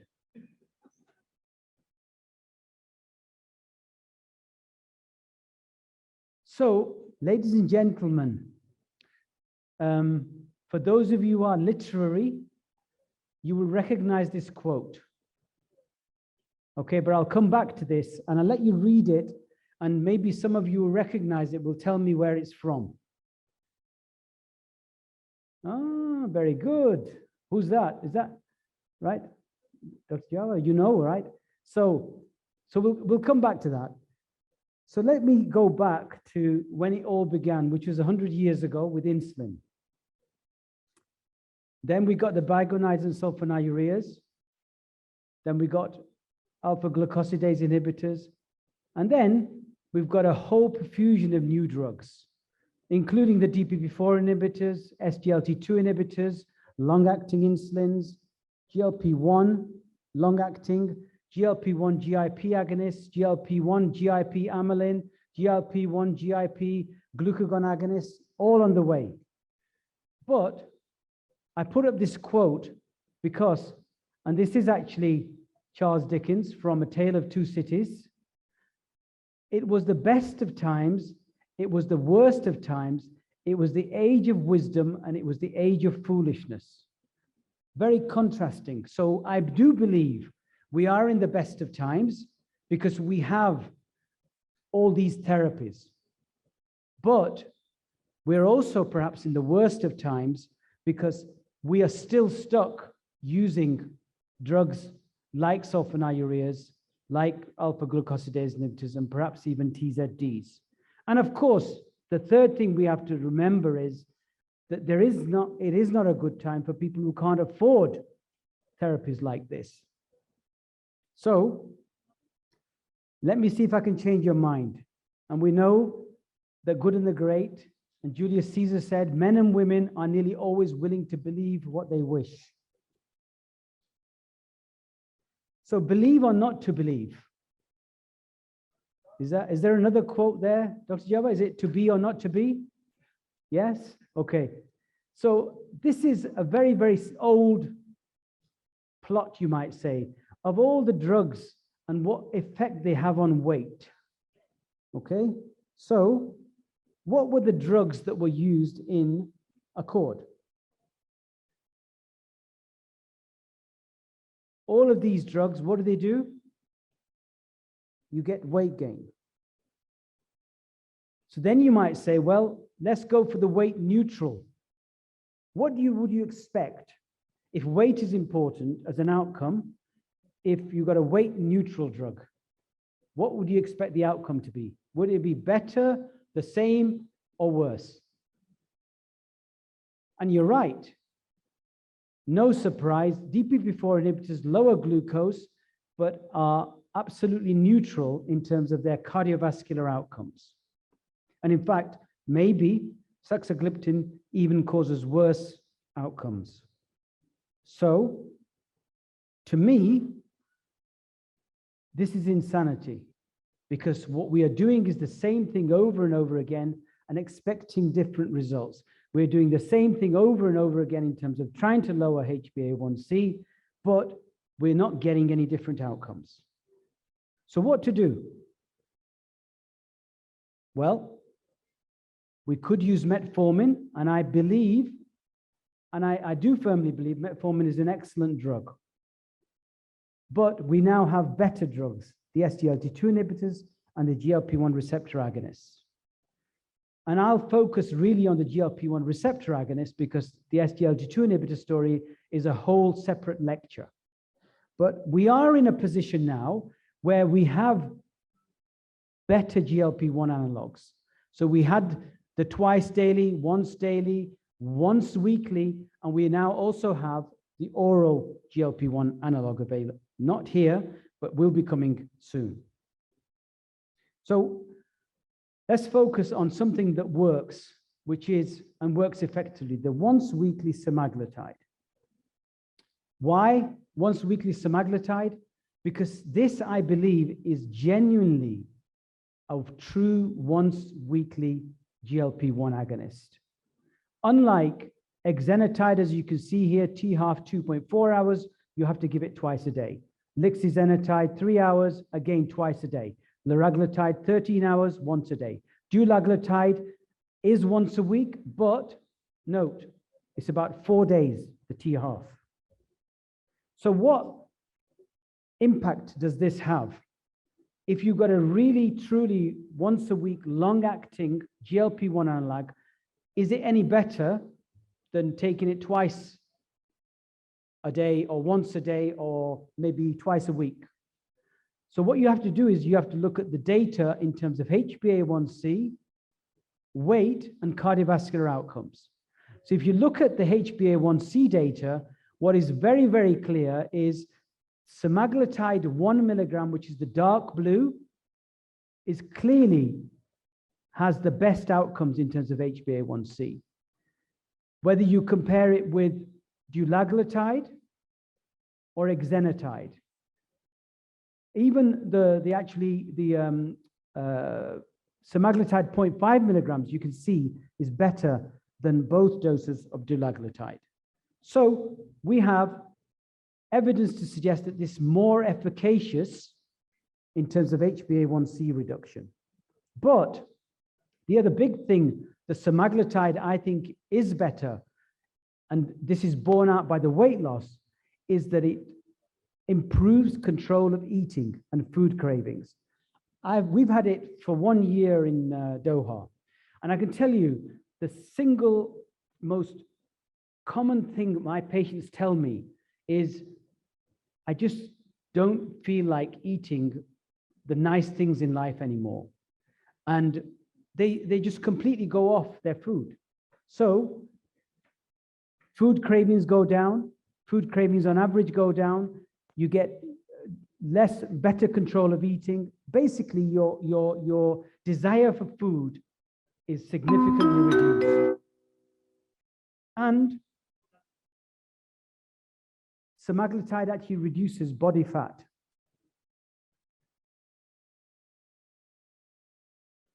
Fat as opposed to lean body mass. But the other thing I think is important that we should always discuss with our patients. Just because it's bad or appears bad, we shouldn't say, ignore it, and then the patient doesn't take the medication. I always tell my patients, you may get nauseous, you may even vomit, you may get diarrhea. But if you stick by it, after 2 or 3 doses, it will go away. And to this day, I've not had one single patient who actually has stopped taking semaglutide. So no doubt, this is contributing to the weight loss. Nausea, diarrhea, and vomiting, and you can see it's probably the most. And what does it do in terms of body weight? Well, you can see body weight clearly much higher than compared to any other GLP-1 agonist. And does this translate out into outcomes? Well, we know these are the exenatide and lixisenatide. Then we have liraglutide, semaglutide, and dulaglutide and albiglutide. Negative clinical cardiovascular trials, positive cardiovascular clinical trials. As you all know, I'm a so-called expert in neuropathy, so I love when data like this comes along, because as you all know, there is no treatment for neuropathy. And so it was really nice to see this analysis from the LEADER study, which suggested that if you take a GLP-1 agonist, you can actually reduce amputation. And what they did is followed out patients who developed a diabetic foot ulcer, and they showed that if you were on liraglutide, you had less risk of amputation compared to the comparator group.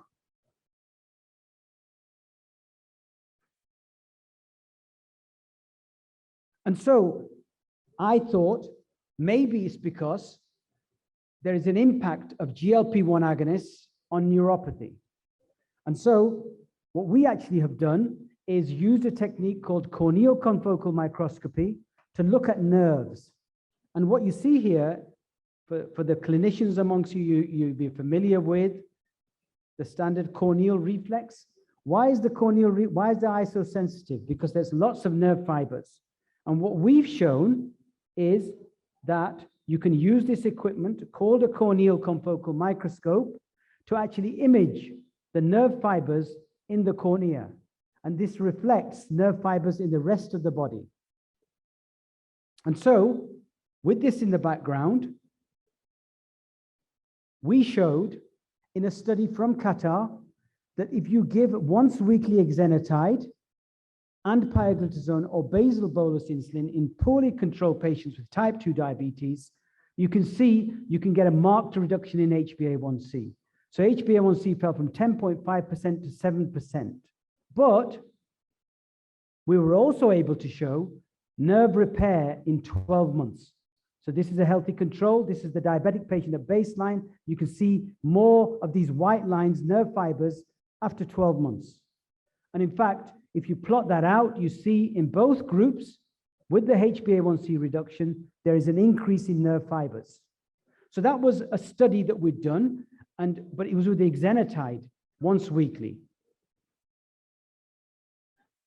But we now know that actually there are GLP-1 receptors in nerves, on nerves themselves. And what this study has shown is, it's actually interesting that you have diabetic, these are animals, but you see in terms of weight, no change. In terms of glucose, no real change. But look at what happens to the small nerve fibers. They start to grow in the diabetic. So there's repair of nerves very, very quickly because of a direct interaction between GLP-1 and a receptor on the nerve, independent of weight loss, independent of reduction in glucose. So here now comes an example of a patient. This is Haji. He's a friend of mine, so I can't get things wrong with him. So Haji is a 36-year-old Asian male, has a family history of diabetes, and it was 96 kilograms. His HbA1c, however, was 5.2%. So can you justify giving him a GLP-1 agonist? You can and you can't. It's not licensed, actually it's licensed for obesity, but not really, so I actually had to think about this. But then Haji showed me this picture. He said, Prof, I'm having real problems with losing weight. And he'd actually mapped out 2016, 2017, 2018, 2019, 2020, 2021. And what he showed me very clearly is the typical yo-yo pattern of a person who's overweight. You gain weight, you do some exercise, you lose weight, you gain weight, you lose weight, you gain weight, you lose weight. But then something magical happened. He came to see me. And I started him on Ozempic. And this is what happened to Haji. He's actually so far lost 22 kilograms. His HbA1c, as you can see, hasn't really changed, right? It stayed the same. And actually, because we did corneal confocal microscopy. We now have about 16 patients in this study. And what we showed is that just being fat, he had less nerve fibers, and these have started to regrow. And so my penultimate slide is actually about GLP-1 and the potential other effects that it might be having and why it might be working in the brain to reduce appetite. Because there are GLP-1 receptors not only in the periphery, but this is actually a study that was done to show that, in fact, in mice who have Parkinson's-like disease, if you give exenatide, you can actually improve dopamine levels in the brain, and you can reduce tremor. And in fact, there's been a follow-up study in patients, 68 patients with Parkinson's disease, given exenatide once weekly. What you see is a significant improvement in their motor score, in terms of their tremor, in terms of their rigidity. And there is now, in fact, a big phase 3 study with exenatide called the PD3 study, which is enrolling in the UK in people with Parkinson's disease. In addition, there is a post hoc analysis of all the major GLP-1 trials, LEADER, SUSTAIN, and PIONEER, looking at the outcomes in relation to dementia. What do you think they showed? Actually, more benefits than the cardiovascular outcomes. They actually showed that if you're on a GLP-1 agonist, your risk of dementia is significantly lower compared to comparator treatments. And this has been published just recently. So the summary is that semaglutide once weekly is superior in terms of glycemic control compared to placebo, DPP-4 inhibitors, and other GLP-1 receptor agonists and basal insulin. It is superior in terms of weight loss. It has cardiovascular benefit, but it also seems to be having a direct effect on diabetic neuropathy, and there are ongoing trials in Parkinson's and Alzheimer's disease. Thank you.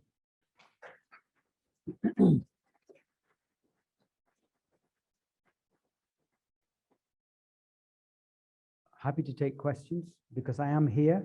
You can see me, feel me.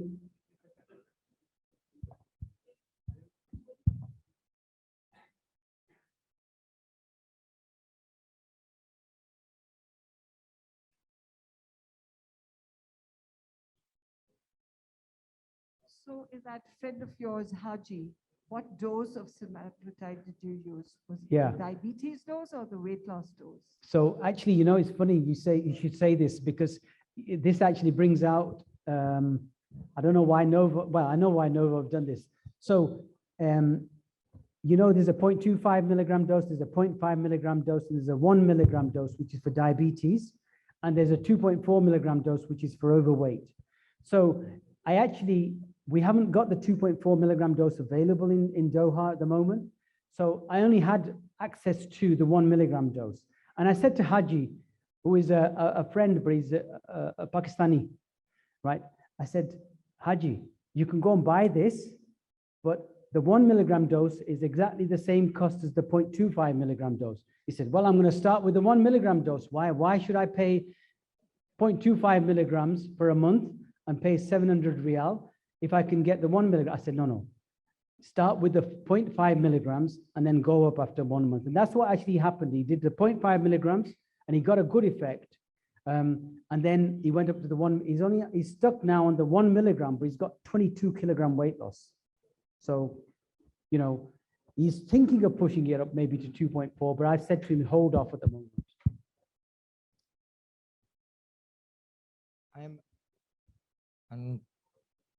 I'm Dr. Wahab, and I want to ask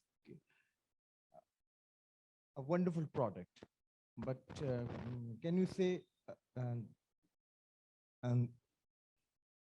a few words about the risk of diabetic retinopathy with the use of GLP-1? Yeah.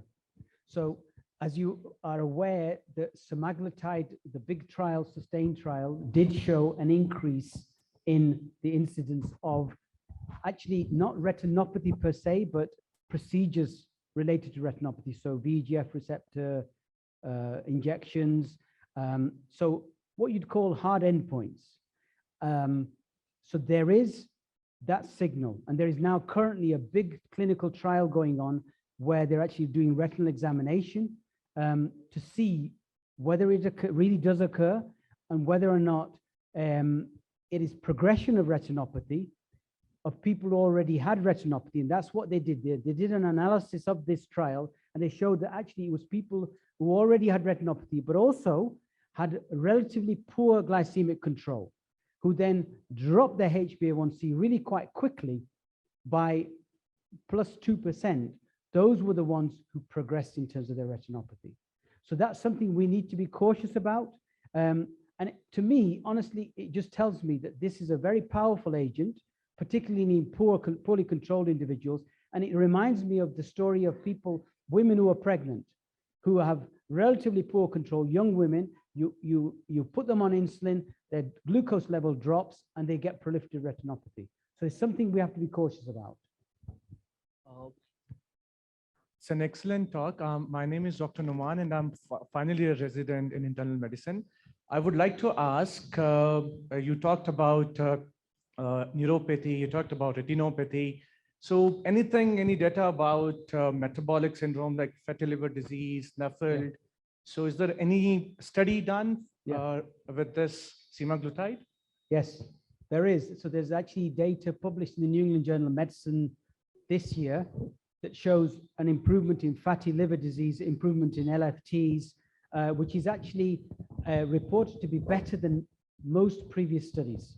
So, you know, previously there were glitazones that suggested that there was an improvement. There's been bariatric surgery that is supposed to improve it. So actually it does show an improvement in fatty liver. Excuse me, sir. My name is Dr. Naman. I'm a consultant physician. Sir, my question is, first of all, that you discussed about a disease, Parkinson-like syndrome in rat and the effect of semaglutide on them. Sir, I would like to ask the inclusion criteria of that study, that how did we find so many rats with Parkinson disease and which symptoms were actually focused to include them in the criteria for that study? And secondly, I would like to ask that the number of rats were, I mean, what's the magnitude of that study? Thank you very much.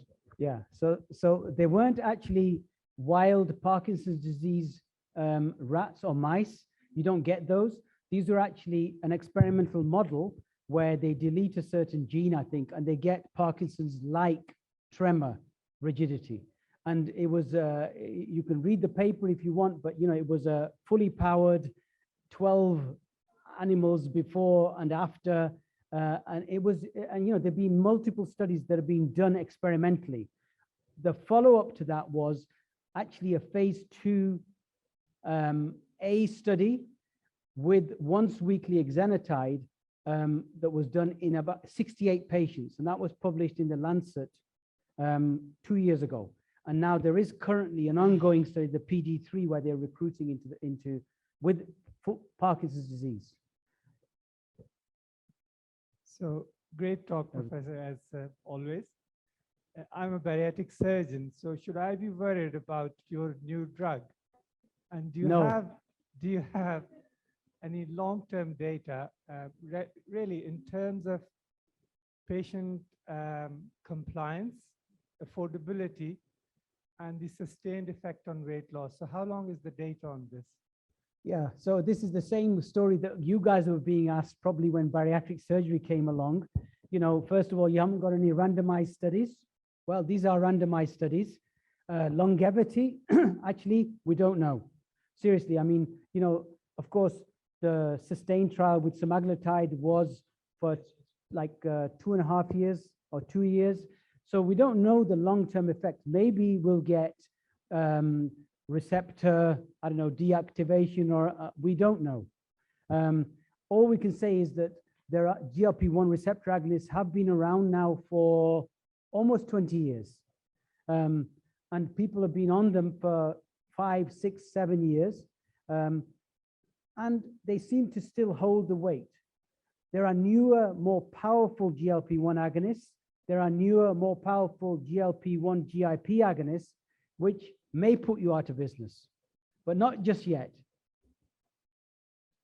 But actually, joking aside, I've got patients who've had bariatric surgery who then, start to gain weight. And actually, I've used GLP-1 agonists in those patients with effective, reduction in weight. I am Dr. Usman. I would like to ask one question. GLP-1 in lean patient to control the diabetes. What dose would you like to advise? Starting dose of GLP-1 in lean patient? Yeah. So, GLP-1 agonists, I would say clearly, and I've talked about it, the weight is an important aspect of it. But we also know that GLP-1 works directly on the beta cells on a glucose-dependent way, works on the alpha cells in terms of glucagon. So it does reduce blood sugar if your blood sugar is elevated. And I would say, honestly, I'm not sure if the trials have been done in lean people, but there's no reason why you should use a different type of dose. You may get away with a lower dose. I don't know. But as you can see from the HbA1c data, the 0.5 milligram dose was not as good as the 1 milligram dose for glucose lowering. So you can use it in lean people. Thank you, sir. I'm Dr. Javeria. My question is that what is the risk of hypoglycemia in patients who are just being treated for obesity? Does it cause hypoglycemia in those patients? No. Simple answer. Because if you look at the mechanism of action of GLP-1, it actually works in what's a so-called glucose-dependent manner. So unlike sulfonylureas, where you get this uncontrolled release of insulin.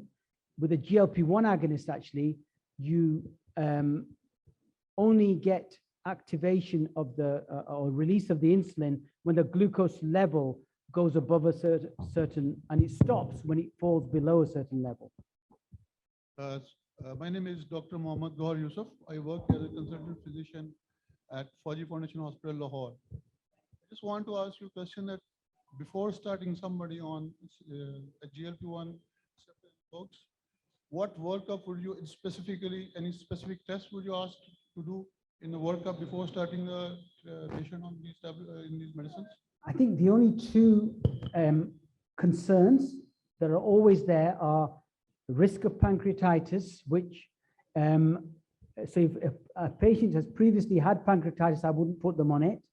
And if they've got a family history or thyroid medullary cell carcinoma, that is another thing where, again, the signal was there in animal models that there was an increased risk of medullary cell carcinoma.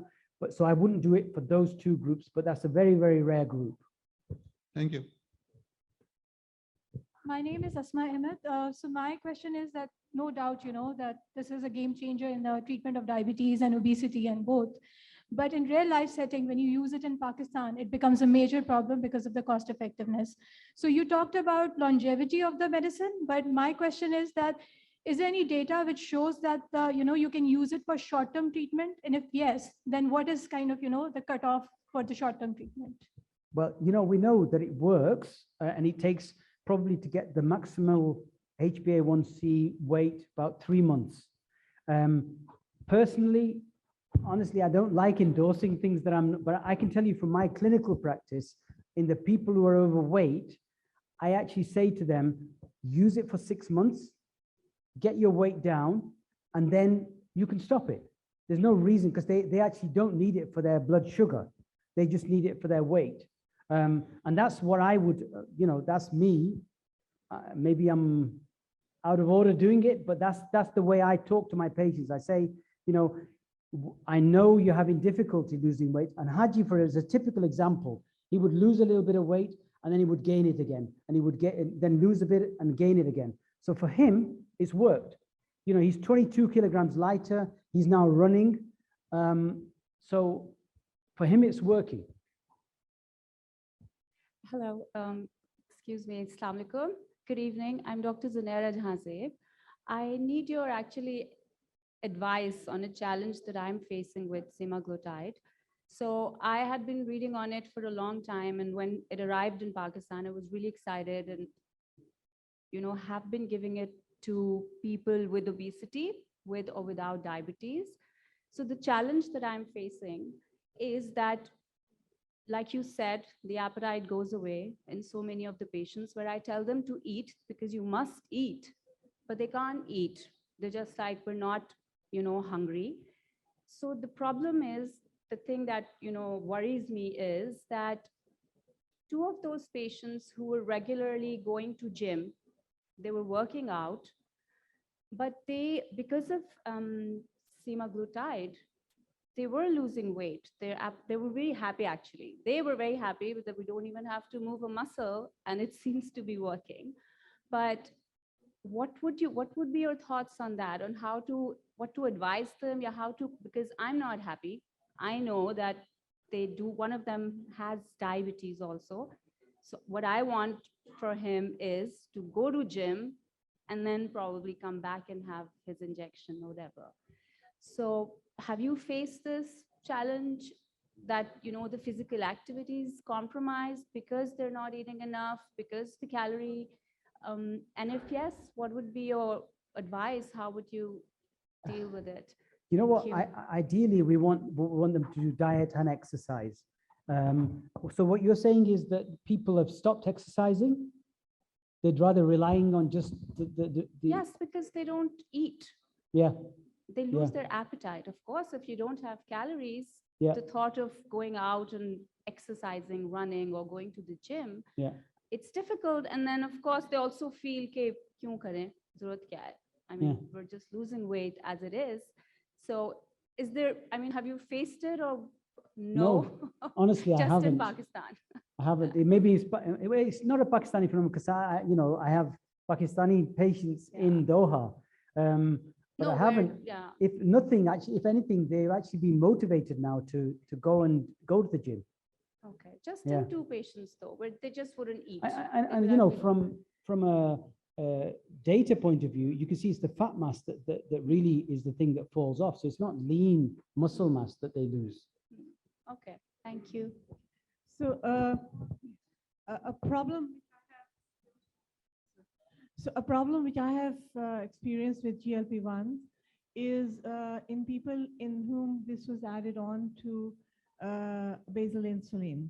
And there was a question about hypoglycemia. I have had very bad hypoglycemia and a very refractory hypoglycemia, which would sort of like, I mean, the patients were very, very scared because every hour they were eating and it would then crash. So something about the glucagon not being there. So this is something which we should anticipate. It's been very, very challenging for some patients, with especially in the combinations with liraglutide and insulin, basal insulin, and also those who were separately on basal insulin and yeah. You know, this is a real problem. That you know, if you're on something that's going to lower your glucose levels, and then you get added something that's very effective that's going to further lower your glucose, of course you're going to increase your risk of hypoglycemia. To me, the most important drug there is not insulin, it's actually the GLP-1 agonist. So what I would say is to the patient, you can reduce even sometimes half their insulin. What happens, what's the worst that can happen? Their glucose level will go up temporarily for maybe a week or so. But in the long run, they will be on the optimal therapy at the optimal dose, which is the GLP-1. That's the only, I mean, and that's, you know, something that you just have to manage with the patient. It's the same as patients who go on SGLT2 inhibitors who are on insulin, that you'll find that, you know, because they're on maximum dose of insulin, they will need to reduce that. Yeah. Assalamu alaikum. My name is Dr. Sajjad. I would like to ask regarding the risk of regaining weight once the medication for this particular drug is discontinued. Risk of weight regain? Yes. Yeah, I mean, that's there. I mean, it's not a magic, and in fact, they've done studies follow-up, and you do see weight gain. They haven't done studies long-term. I don't know whether it completely comes back, but there is definitely an upflick as soon as you stop. You know, it's not like a magical thing. It's telling you that whatever you were taking to suppress your food cravings is now not there. So yeah, so that's there. For me, I just hope that it's enough to get them motivated to change the way they do things and rewire their kind of brain to change things after 6 months. Oh, thank you. Sir, so when are you going back to Doha? When? Because another Haji with Parkinsonism, I want to refer it to you. Oh, in Doha. Doha? Yeah, he's in Welcome. Doha. You are in take my number. Hamad Hospital? Yeah. Okay. Just take my number. Yeah. Okay, thank you. Thank you so much. Thank you very much. In the interest of time, we had to stop. Thank you very much, Professor Malik, for such a wonderful talk. Right. I know we are running behind time, so I will very quickly ask our respected chair persons to share the closing remarks, please.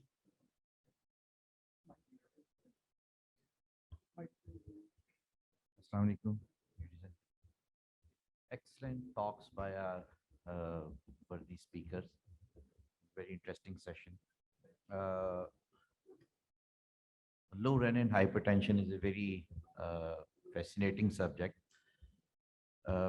Primary hyperaldosteronism is fairly common, but it is missed for a long time because many of these patients have normokalemia or mild hypokalemia, and it should not be missed with severe and moderately severe hypertension. Apparent mineralocorticoid excess, Little syndrome are rare. There is low renin essential hypertension also, and this is more common in elderly, and these are treated in the same way as other essential hypertension patients, but these patients may get more benefit with diuretics, calcium channel blockers, and salt restriction. And SGLT2 inhibitors in type 1 diabetes are useful drugs, but need to be given carefully because of the risk of decay, and should be given in those patients who are adherent to treatment, are familiar with the symptoms of diabetic ketoacidosis. Thank you very much for the fantastic talks, Professor Abdul Jabbar. Really was a good talk. Again, re-emphasizing the fact that the patients should be individualized based on the risk factors, other factors. Thank you, Professor Rayaz Malik, for an amazing talk. Really cutting edge, facts very laid bare, addressed a lot of questions, and I hope that we are able to utilize it properly, and it has to be positioned very nicely so that to get the maximum benefit. Thank you everyone for listening to these fantastic talks, and I think Tejhmal can take it from here. Thank you very much, sir. I would like to request Professor Najm if he could kindly come on the stage to present certificates to our respective chairs and speakers. And I would like to also invite Professor Abdul Jabbar to please come on stage. Thank you.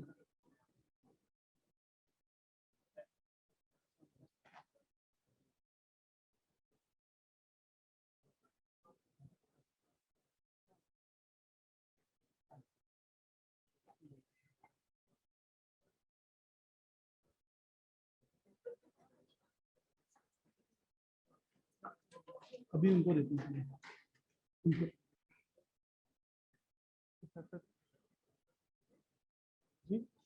Ji okay. Could I kindly request Professor Malik to kindly come on stage? We would like to present you a certificate. Thank you.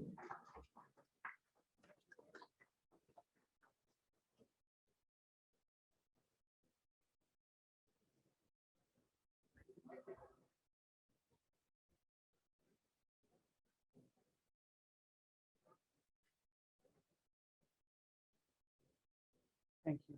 Thank you. And could I request Colonel Shahid Saab to kindly come to receive certificate, please? Thank you.